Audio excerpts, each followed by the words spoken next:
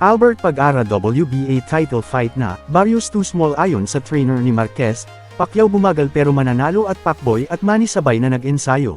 Una sa mga balitang boxing ay at stake bukas ang bakanting WBA Gold Lightweight Belt na pag-aagawan ni Pinoy prospect Albert Pag-ara kontra Bakhtir Usmanov ng Tajikistan. In terms of punching power ay di hamak na Yamado ang ating pambato-bot sa scorecards ay nasa kalaban ng advantage dahil sa malawak na amateur experience.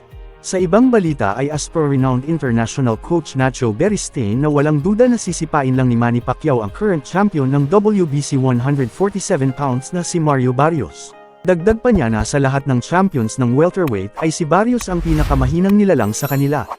Ang panalo ni Pacman ay magbibigay sigla ng boxing industry bilang legend sa nasabing combat sport. Sa ibang balita ay naniniwala si multiple weight division and Hall of Famer Oscar De La Hoya na may possibility na makagawa ng isang upset victory si 8th Division champ Pacquiao. Kontra sa younger fighter na si current WBC 147 pounds Mario Barrios, kahit na very significant ang pag-depreciate ng kanyang pagiging athleticism sa itaas ng lona. Sa huling balita ay kung sa NBA ay makikita nating ang mag-amang LeBron James na sabay na maglalaro. Samantala sa boxing naman ay mapapanood natin na magsasabay sa isang event si Pacboy at Pacman.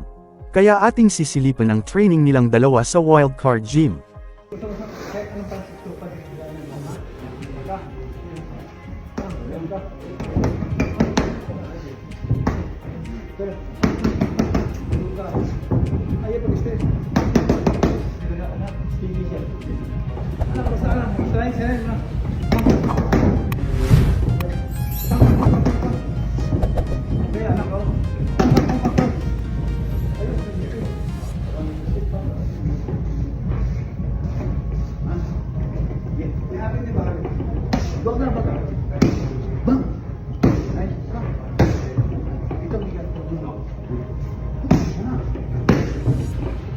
RDTV Cebu.